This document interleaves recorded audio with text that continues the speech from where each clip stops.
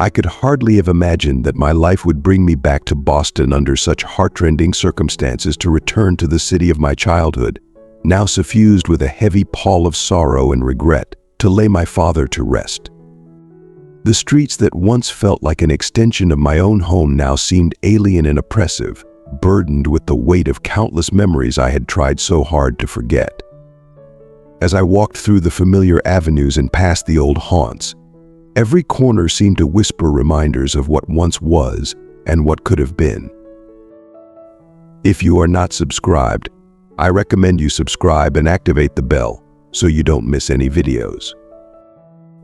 On the fateful day of the funeral, the sky was a mournful gray, a thick, unrelenting blanket of clouds that seemed to press down upon us with a tangible heaviness. The overcast heavens perfectly reflected the storm of emotions roiling within me. The somber weather seemed almost to conspire with my grief, amplifying the sense of despair that engulfed me. Beside me stood Karen, my stepmother, whose presence was as cold and impassive as the dreary sky. Her eyes devoid of tears, and her face, a rigid mask of stoic detachment, offered no solace. The warmth and acceptance I had yearned for from her throughout my life were conspicuously absent. Now, in the face of this immense loss, her silent judgment and aloofness felt like an additional weight, intensifying my sorrow. As I approached my father's coffin, my heart was a raw wound, aching with a depth of anguish I had never before experienced. The man who had once been a beacon of strength, a steadfast rock in the turbulent seas of life, now lay motionless in a simple, unadorned wooden box. The small rosary that had once been his constant companion, its beads worn smooth by decades of faithful use, trembled in my trembling grasp. Each step felt as though I were carrying a burden far beyond my capacity, a crushing amalgamation of sorrow, guilt, and regret pressing down on my shoulders. I could sense that this burden was not mine alone to bear. My stepmother, draped in her black veil, remained beside me, her presence a stark contrast to my own tumultuous emotions. Her gaze, always distant and detached, now seemed to harbor a quiet, penetrating scorn. It was as if every glance was a silent accusation, each one piercing through my heart like shards of glass. "You were never the son he deserved," her unspoken words seemed to echo, their impact no less devastating for their silence. "If only you had made more of an effort, perhaps he would still be with us today." I was desperate to respond, to find the words that would vindicate my love and devotion, to proclaim that my feelings for my father were as profound and boundless as the universe itself. But the pain, compounded by the guilt she sought to impose, left me voiceless, trapped in a state of paralyzing grief. Each tear that fell from my eyes seemed to deepen the chasm of my sorrow, each drop a testament to the weight of my despair. As the priest's solemn voice reverberated through the somber atmosphere, intoning prayers that seemed to hang in the air like ethereal echoes, my mind wandered through a haze of cherished memories. I recalled the countless afternoons we spent playing soccer in the park, his encouraging words of wisdom that guided me through life's myriad challenges, and the comforting warmth of his ever-present smile that had always been a source of light in my darkest moments. He had been my hero, my guiding star, the embodiment of all that was good and noble. And now, as I stood here, grappling with the enormity of this loss, he was gone, leaving behind a void that felt as vast as the heavens themselves. Moved by the gesture, Elijah decided to visit Martha to thank her personally. He discovered that Martha was a widow without close children who had lived in the neighborhood for more than 50 years. Her house, small and cozy, was filled with memories and photographs of times past. During his visit, Martha shared stories of the community and how, in difficult times, small acts of generosity had always been what sustained people. Elijah and Martha developed a close friendship. He began to help her regularly with household chores and shopping while she taught him old recipes and told him more stories about the neighborhood's past. Inspired by Martha, Elijah began to think of ways to give back more to his community, but he didn't know how to do it. One day, Martha confessed to Elijah that her health was deteriorating. Although her mind was still sharp and lively, her body was beginning to fail her. The news was a hard blow for Elijah, who had come to see Martha as a mother figure in his life. He decided to be by her side every moment, helping her with daily tasks and ensuring she was comfortable in her final days. Martha spoke to Elijah about what it meant for her to have met someone so kind and generous. "You have been a true gift in my life," she told him. "You have not only been a friend but a constant reminder that there are good people in the world." The house that had once been my father's sanctuary now felt like a hollow shell, an echo of its former self. It was as though the very essence and spirit of the place had departed with him, leaving behind only a profound sense of emptiness. Each corner of the house was imbued with memories, each one a bittersweet reminder of the life that once was. The lingering aroma of the coffee he used to brew each morning still clung to the air, mingling with the delicate fragrance of flowers that Karen had strewn about in her attempts to bring some semblance of comfort to the place. My footsteps reverberated through the silent hallways, amplifying the oppressive stillness that seemed to permeate every room. I craved a moment of solitude away from Karen's piercing, critical glances and the pitying stares of the relatives who had gathered. I made my way to my father's office, a sanctuary where he had spent countless hours immersed in his work. The door creaked open slowly, revealing a room that appeared untouched by the chaos of recent days. It felt as though he might walk in at any moment, his familiar presence ready to offer solace and guidance. I sank into the brown leather chair, its warmth a faint reminder of the afternoon sun that once bathed the room in a golden glow.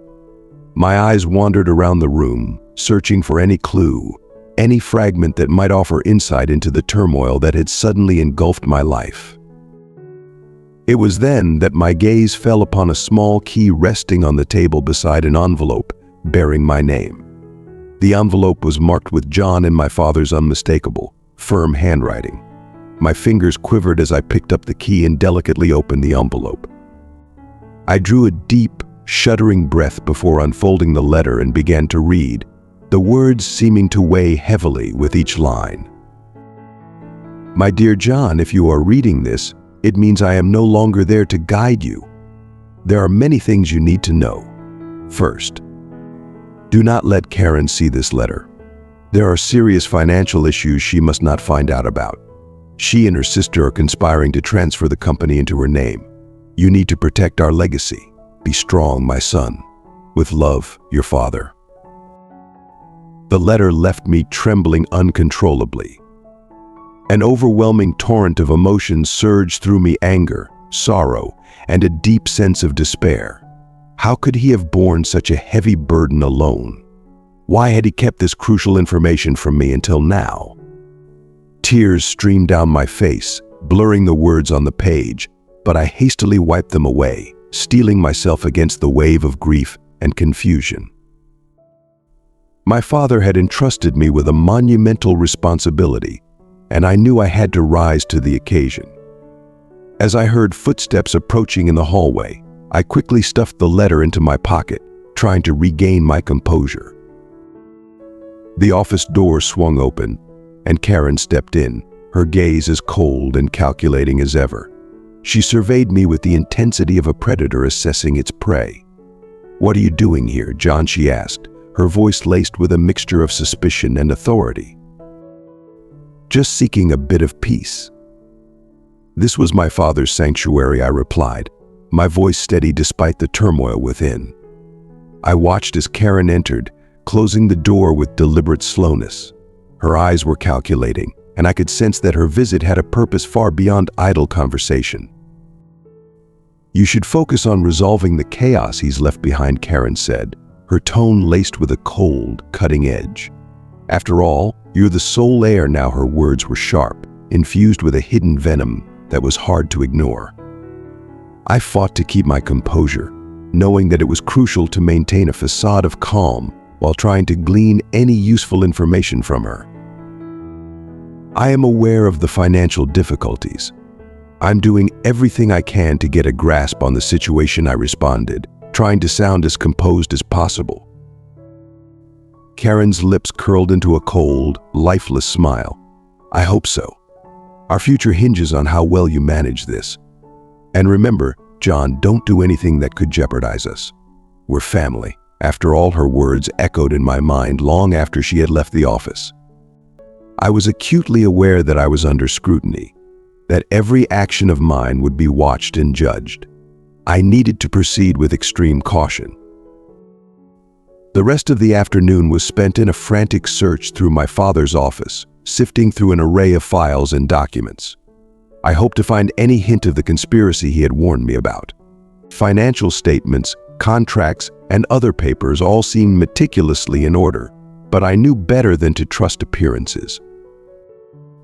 It was then that I discovered a safe concealed behind one of the bookshelves. The key my father had left me fit perfectly into the lock, and with trembling hands, I opened the safe. Inside, I found a collection of letters, important documents, and a USB drive. My heart raced as I connected the USB drive to the office computer. Files began to appear on the screen: text documents, spreadsheets, and a single video file. I clicked on the video, and my father's image came into view. He looked older and more wearied than I remembered, the burden of his troubles etched into his face. "John, if you're watching this, something has gone wrong," my father's recorded voice began, filled with a weight of urgency and desperation. "Karen and her sister are plotting to seize control of the company. Their involvement goes far deeper than you realize. You need to uncover the truth and defend what is rightfully ours." His voice wavered, breaking at the end, and I felt a profound pang in my chest. I was determined to be strong for him, for myself, for the legacy he had worked so hard to build. The evidence was now in my hands, but I knew I needed more to confront Karen and her machinations. I carefully returned everything to the safe and locked it, the night casting long shadows as I left the office. The road ahead was fraught with difficulty, but my resolve was unwavering. I was committed to unveiling the complete truth and safeguarding my father's legacy, regardless of the cost.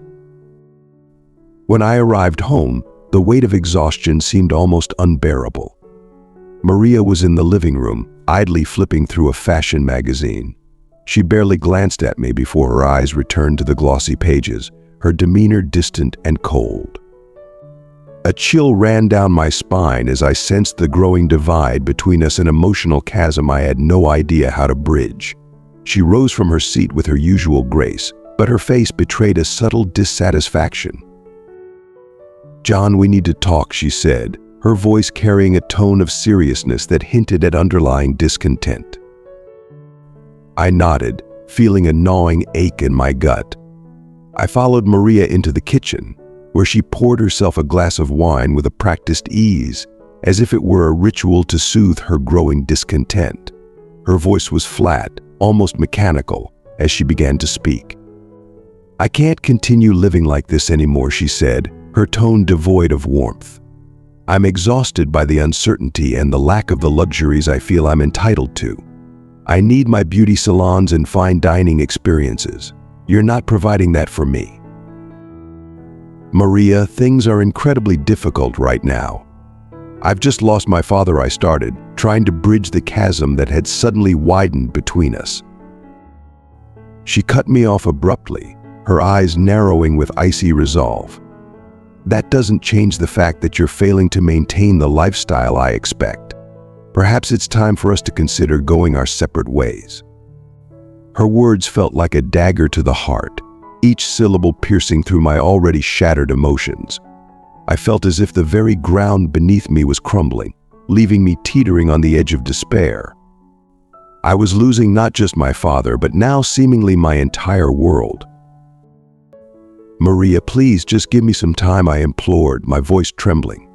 "I'm doing everything I can to navigate this mess. I love you. I don't want to lose you too." She shook her head, her expression unwavering. "Impatient affection doesn't pay the bills, John. I deserve more than this. You promised me a life of comfort, and you're not delivering. Maybe both of us should move on." My heart felt like it was being crushed under an immense weight. I was emotionally drained and utterly devastated. I wanted to scream out my frustration, to shed the tears that were welling up inside me, but no words came. I looked at her, desperate for a glimpse of empathy, but was met with only cold, resolute determination. "So that's it, Maria? You're leaving me because of money?" She didn't answer. Instead, she took a slow, deliberate sip of her wine before turning and leaving the kitchen, leaving me alone with my profound sorrow. I sat there in stunned silence, feeling utterly defeated. The crushing weight of my father's death, Karen's betrayal, and now the potential dissolution of my marriage seemed unbearable.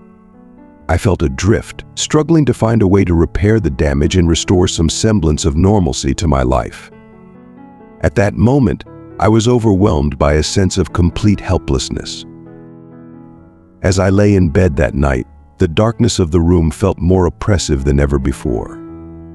My father's voice seemed to echo in my mind, urging me to stay strong, to safeguard the legacy he had worked so hard to build. I knew I had to muster the strength to fight not just for his memory, but for myself.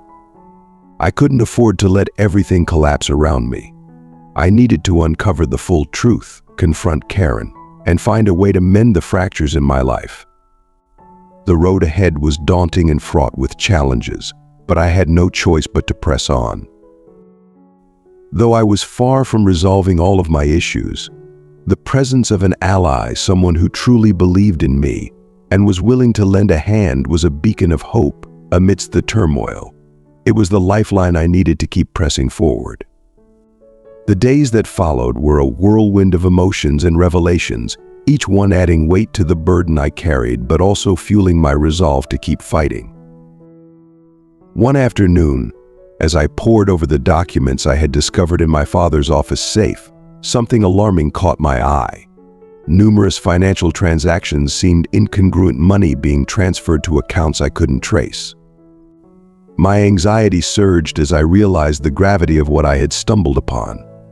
I knew I needed more guidance and support, so I hurried to the parish house to consult Father Thomas.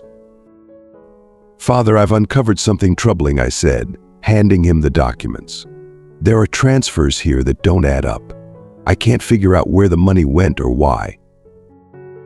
Father Thomas scrutinized the documents with a furrowed brow. After a thorough examination, he looked up with a nod. "John, these transactions could very well be tied to Karen and her sister's machinations. We need to dig deeper to build a solid case against them. I'll reach out to a friend of mine who works in the police department. He might be able to help us trace these accounts." I felt a flicker of hope as I thanked him and left the documents in his capable hands. As I returned home, a storm of anxiety and determination raged within me. I was inching closer to uncovering the truth, but my relationship with Maria was deteriorating, adding another layer of heartbreak to my already turbulent life. Walking into the house, I found Maria in the living room, her demeanor colder than ever. She glanced up at me, and for a fleeting moment, I thought I detected a hint of remorse in her eyes, but it was quickly replaced by the familiar chill. "John, we need to talk," she said, her voice devoid of warmth. "I can't continue like this. I've made up my mind. I'm leaving." My heart ached with a profound sorrow. Despite everything, a part of me still clung to the hope that we could salvage our relationship. "Maria, please, let's not do this. I know things are difficult right now, but I'm working tirelessly to resolve everything. Just give me a little more time." She shook her head, her eyes steely. "Patience won't fix anything, John. You're obsessed with preserving your father's legacy, but what about us? What about our life together? I can't wait forever."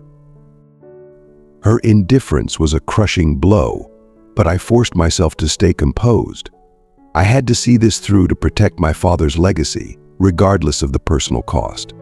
That night, sleep eluded me as my mind raced with worries and plans for the uncertain future. The path ahead felt precarious, but I had no choice but to continue. The next day I met with Father Thomas and was introduced to a stern-looking man he identified as Detective Ramirez. "John, this is Detective Ramirez," Father Thomas said. "He's going to assist us with the investigation into the suspicious accounts." I greeted the detective, feeling a spark of hope ignite within me. We briefed him on the situation, and he assured us that he would commence the investigation immediately. Leaving the church, I felt a slight relief, as if a small weight had been lifted from my shoulders. The ensuing days were a blur of anxiety and anticipation.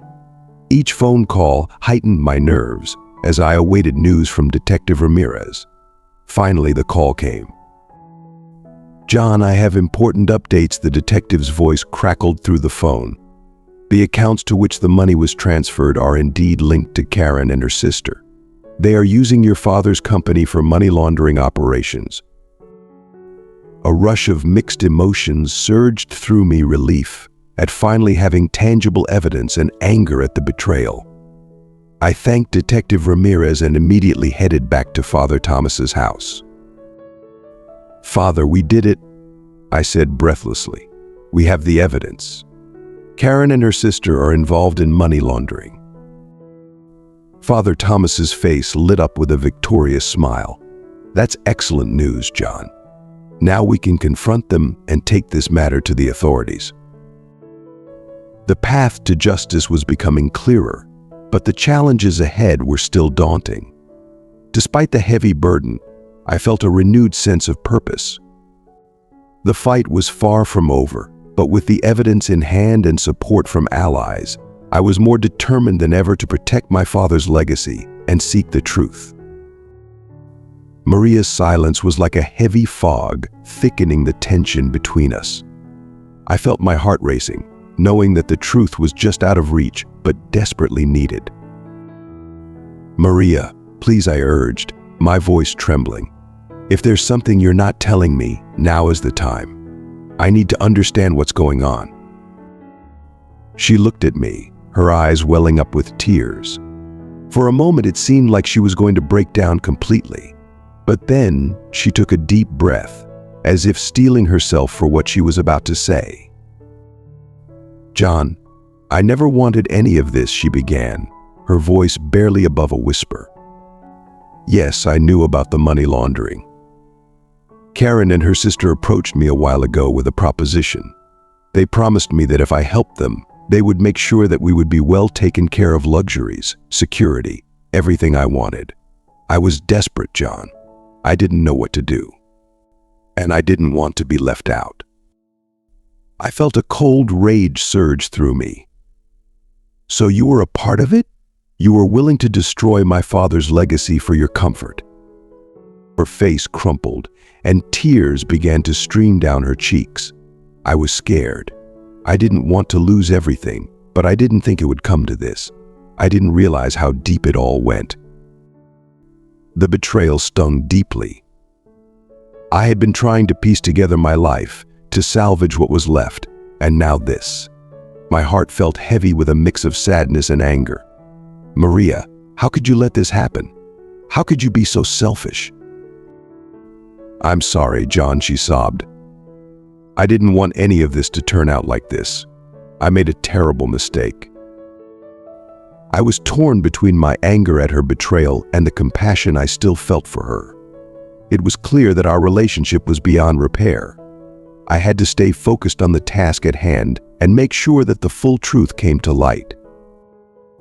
"Maria, I need to deal with this now.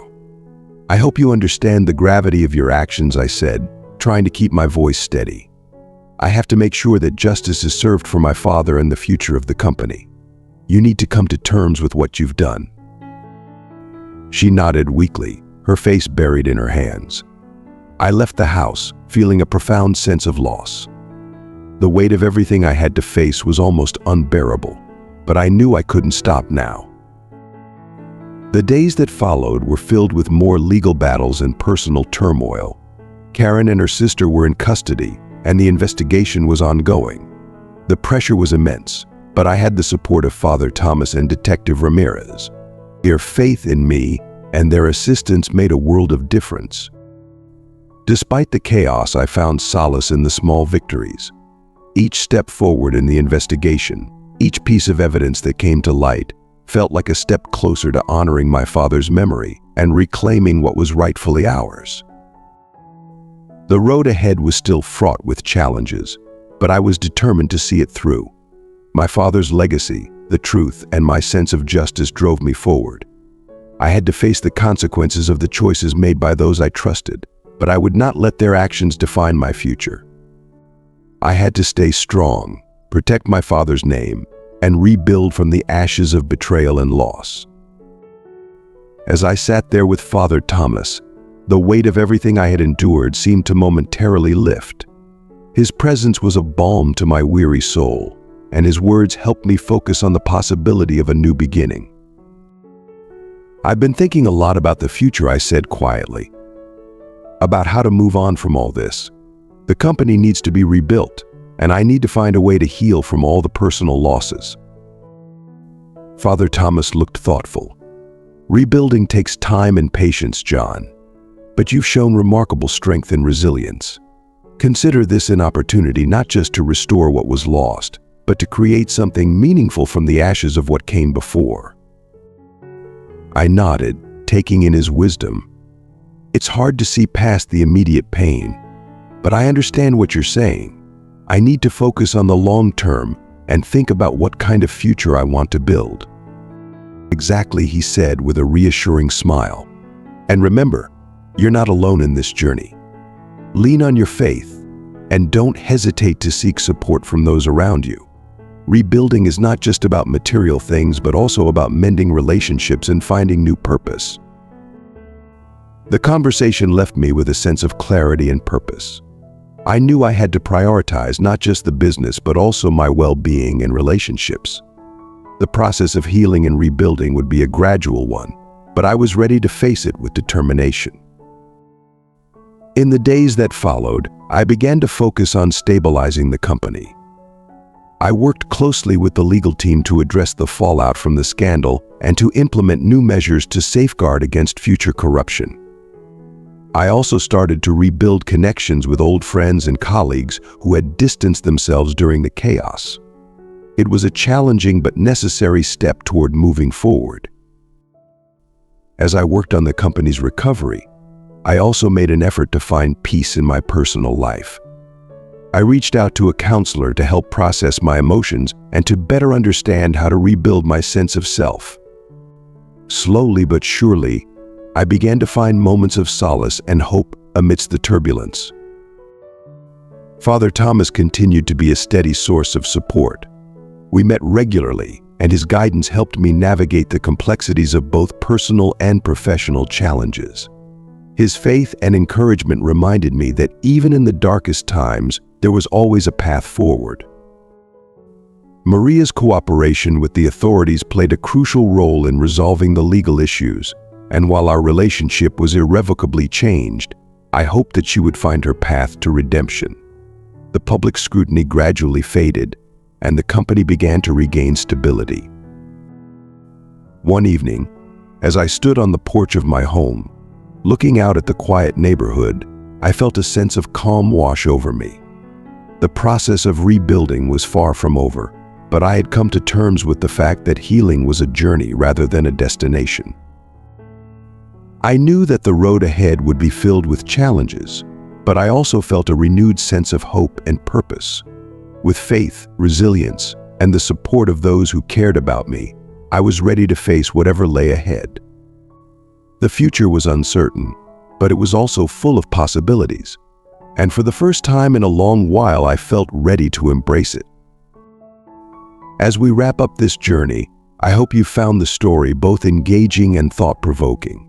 We've explored themes of betrayal, justice, and redemption, delving into the complexities of family dynamics and the pursuit of truth. Through these experiences, we've seen how even in our darkest moments, there is a path forward and lessons to be learned. I'd love to hear from you. What have you learned from this story? How has it impacted your perspective or actions? Please share one key takeaway or lesson that you plan to apply in your own life in the comments below.